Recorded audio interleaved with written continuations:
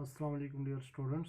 In this lecture we are going to find the magnetic field induction due to a circular current loop at a point on its axis.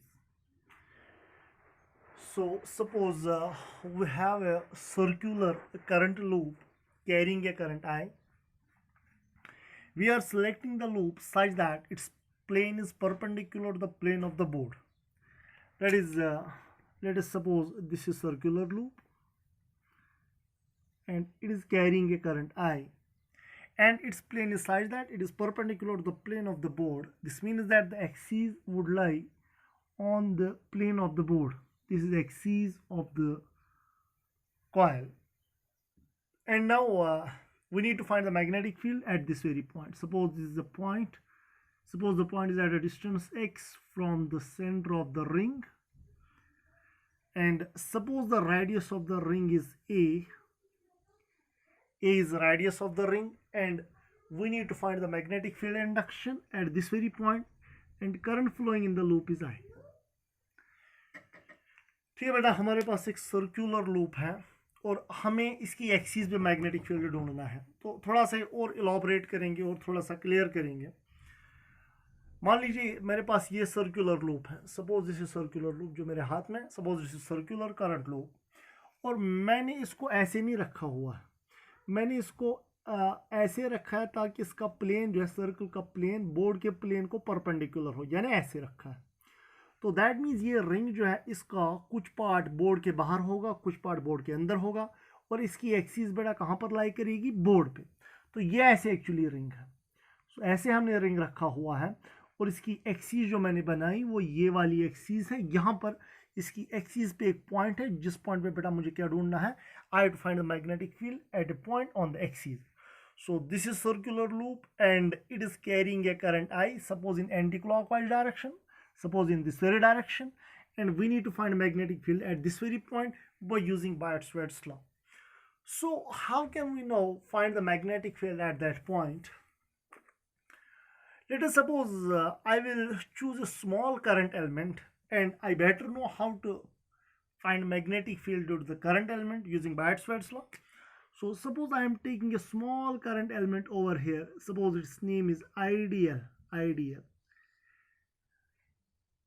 Can you find the direction? Can you show the direction of this current element? क्या आप बता सकते हैं इस current element की बेटा direction क्या होगी? करंट ऐसे फ्लो हो रही है, मान लीजिए ये लूप है, करंट बेटा ऐसे फ्लो हो रही है ऐसी डायरेक्शन में। सो ये पॉइंट मैंने लिया, इसकी डायरेक्शन जो होगी, करंट चूंकि ऐसे फ्लो हो रही है, इसकी डायरेक्शन होगी आउटवर्ड, यानी आइडियल की डायरेक्शन बेटा कहाँ की ओर है? Outward. This is direction of ideal, current element की डायरेक्शन है। और ये आइडियल मान लीजिए मैंने लिया है ये at a distance r from the observation point. ये करंट एलिमेंट और ऑब्जर्वेशन पॉइंट के बीच में जो दूरी है बेटा वो कितनी है? वो r है। और ये ऑब्जर्वेशन पॉइंट पे हमें मैग्नेटिक फील्ड ढूंढना है।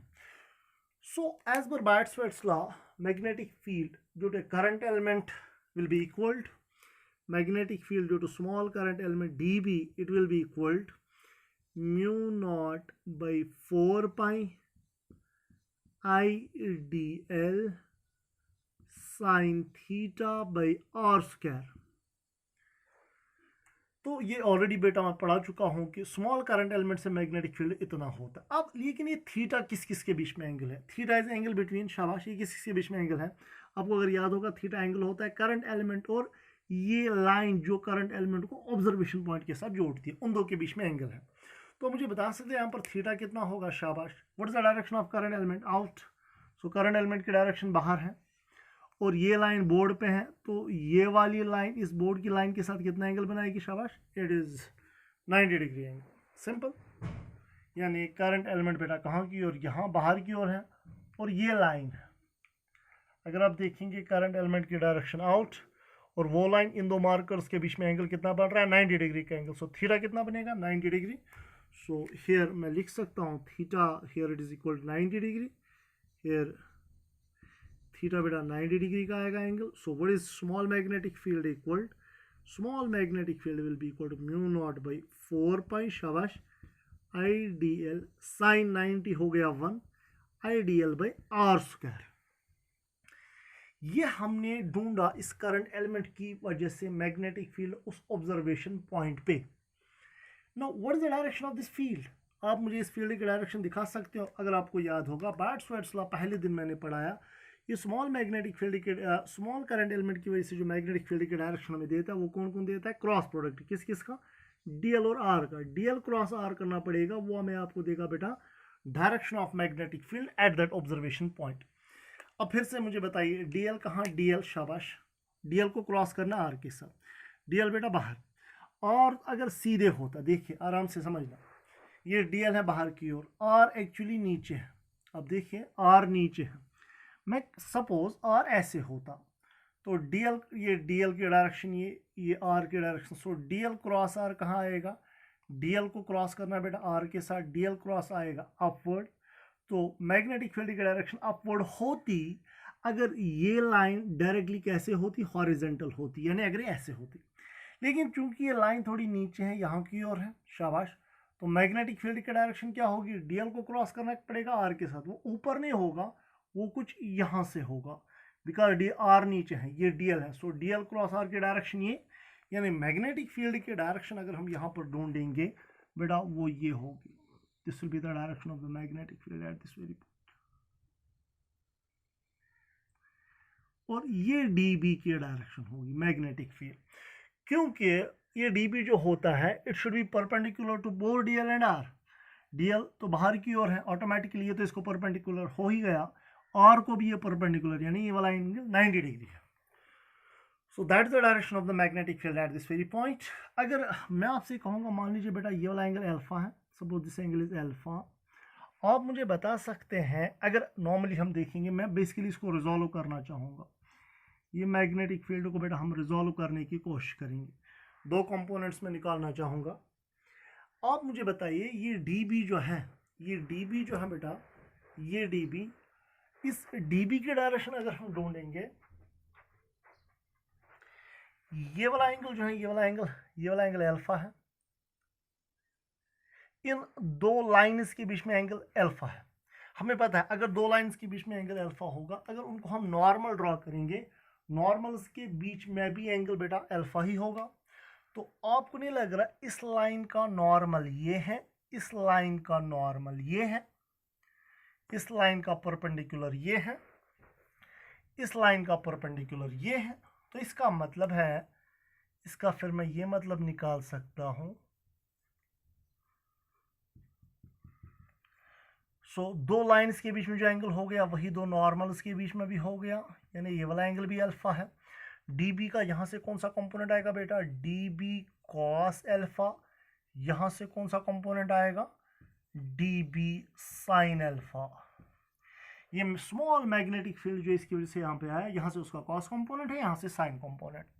और अकॉर्डिंगली अगर मैं इस एलिमेंट का ऑपोजिट वाला एलिमेंट यहाँ पर लूँगा, क्योंकि यहाँ पर करंट बाहर आ रही है, यहाँ पर अंदर जा रही है, सो ये वाली डिस्टेंस आप मुझे बता सकते हैं, ये वाली डिस्टेंस बेटा कितनी है? ये वाली डिस्टेंस भी आर ही है, ठीक। सो ये और एक आइडियल एलिमेंट मैंने ले लिया यहाँ पर, ये और एक करंट एलिमेंट हमने लिया। तो इस करंट एलिमेंट की वजह से डायरेक्शन क्या होगी? सबसे पहले मुझे बताइए, चूंकि यहाँ पर करंट यहाँ जा रही है, यहाँ पर अंदर की ओर जा रही है, तो मैं डीएल के डायरेक्शन इनवर्ड, शाबाश, डीएल की डायरेक्शन इनवर्ड मैं इस मार्कर से दिखा रहा हूँ, शाबाश। और अगर ऐसे होता, और अगर डायरेक्टली ऐसे होता, सो डीएल को क्रॉस करते आर के साथ, डीएल क्रॉस आर होता बेटा डाउनवर्ड। लेकिन आर स्ट्रेट नहीं है, ऐसे ये थोड़ा यहाँ की ओर है, दैट मीन्स आर यहाँ की ओर है, ऐसे डीएल अंदर की ओर, आर यहाँ की ओर। सो डीएल क्रॉस आर बेटा कहाँ की ओर आएगा? डीएल को क्रॉस करेंगे आर के साथ, वो नीचे नहीं आएगा, थोड़ा टेढ़ा हुआ होगा यहाँ की ओर, ताकि वो डीबी भी इस आर को क्या बने? परपेंडिकुलर, यानी नीचे वाले करंट एलिमेंट की वजह से मैग्नेटिक फील्ड की डायरेक्शन ये होगी, ताकि ये इस आर को परपेंडिकुलर आए, because DB is perpendicular to both DL and R. So ये डीबी हो गया, ठीक। तो मान लीजिए बेटा फिर से ये वाला एंगल अल्फा है हमारा। इसी तरह से फिर से दो कंपोनेंट्स निकालें, जो दो लाइंस के बीच में जो एंगल होगा वही दो नॉर्मल्स के बीच में भी होगा बेटा। तो यहाँ से कौन सा? ये भी अल्फा, तो यहाँ से कौन सा कंपोनेंट? DB cos alpha. यहाँ से कौन सा कंपोनेंट? DB sine alpha.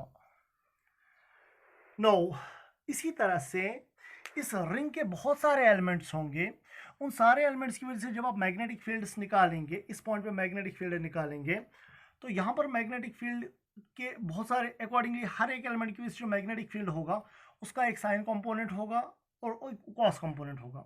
अब देखिए इन दो ऑपोजिट एलिमेंट्स के कॉस कंपोनेंट्स कैंसिल होंगे, साइन कंपोनेंट्स ऐड होंगे। इसी तरह से और एक एलिमेंट जो यहाँ आएगा उसकी वजह से मैग्नेटिक फील्ड यहाँ होगा, अंदर से जो मैग्नेटिक फील्ड आएगा उसकी वजह से मैग्नेटिक फील्ड भी अंदर की ओर होगा, उसके भी दो कंपोनेंट्स निकलेंगे, साइन और कॉस, कॉस कैंसिल होंगे, साइन ऐड हो जाएंगे।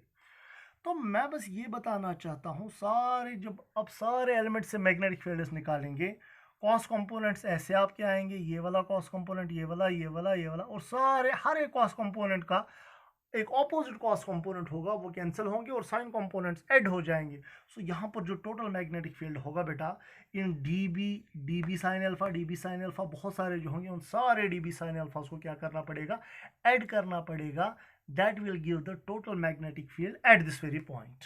ठीक, तो अब मुझे बताइए, अब अगर टोटल मैग्नेटिक फील्ड में ढूंढना चाहूँ, सो बताइए बेटा टोटल मैग्नेटिक फील्ड किसके बराबर आएगा, टोटल मैग्नेटिक फील्ड, शाबाश, टोटल मैग्नेटिक फील्ड जो आएगा, now this will be equal, integration हमें करनी पड़ेगी, I have to integrate. So total magnetic field बेटा किसके बराबर आएगा, integration of D B sine alphas आपको ऐड करने पड़ेंगे, डी बी साइन अल्फा हर एक सारे कंपोनेंट्स के जो डी बी साइन अल्फाज हैं उनको बेटा ऐड करना पड़ेगा। अब नॉर्मली ऐड तो आप इजीली कर सकते हैं, डी बी का वैल्यू मैं ये पुट करूंगा यहाँ पर, डी बी का वैल्यू कितना है, म्यू नॉट बाई 4 पाई, तो इसको मैं यहाँ पर डायरेक्टली लिखूंगा, it is equal to integration, शाबाश, डी बी के बदले क्या आएगा बेटा, म्यू नॉट बाई 4 पाई, शाबाश, I D L by R square sine alpha. ठीक, तो ये हमें निकला मैग्नेटिक फील्ड इस पूरे लूप से। लेकिन अभी हम यहाँ पर क्या करेंगे, अभी ये वाले सीन में इंटीग्रेशन करनी पड़ेगी, तो इंटीग्रेशन में जो जो कॉन्स्टेंट्स हैं वो बाहर निकालेंगे, mu naught by 4 by constant, current भी कॉन्स्टेंट है, और देखिए सारे एलिमेंट्स के लिए, इसके लिए भी ये डिस्टेंस आ रही है, इसके लिए भी डिस्टेंस आ रही है, जितने भी मैं एलिमेंट्स लूँगा सारे एलिमेंट्स के लिए, मान लीजिए करंट लूप है, यहाँ पर पॉइंट है, सारे एलिमेंट्स के लिए ये डिस्टेंस आर जो होगी बेटा वो क्या होगी, वो सेम होगी। सो आर भी कॉन्स्टेंट है, बाहर आएगा, साइन अल्फा आएगा बेटा परपेंडिकुलर बाय हाइपोटेन्यूज यानी ए बाय आर, वो भी कॉन्स्टेंट है, वो भी बाहर आएगा, तो अंदर सिर्फ बचेगा इंटीग्रेशन ऑफ डी एल, यानी छोटे छोटे लेंथ एलिमेंट्स आपको ऐड करने पड़ेंगे। सो फिर मैं इसको इस फॉर्म में लिख सकता हूँ,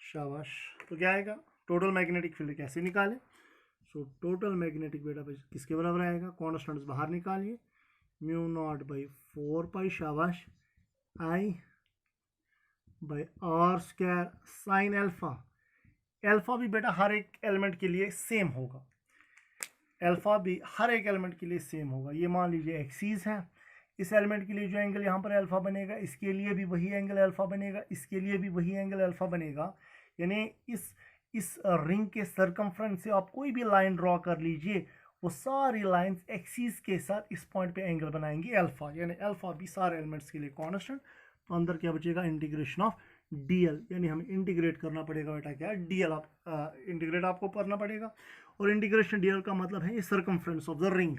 ठीक, तो it is total magnetic field equal, this is equal mu naught I by शाबाश 4 पाई आर स्क्वायर, साइन अल्फा के बदले क्या आएगा, परपेंडिकुलर हाइपोटेन्यूज यानी ए बाई आर आएगा, और यहाँ पर इंटीग्रेशन डीएल के बदले आप लिमिट्स भी दे सकते हैं 0 to 2 पाई सर्कमफ्रेंस, या डायरेक्टली इंटीग्रेशन डीएल का मतलब बेटा क्या है, 2 पाई आर सर्कमफ्रेंस।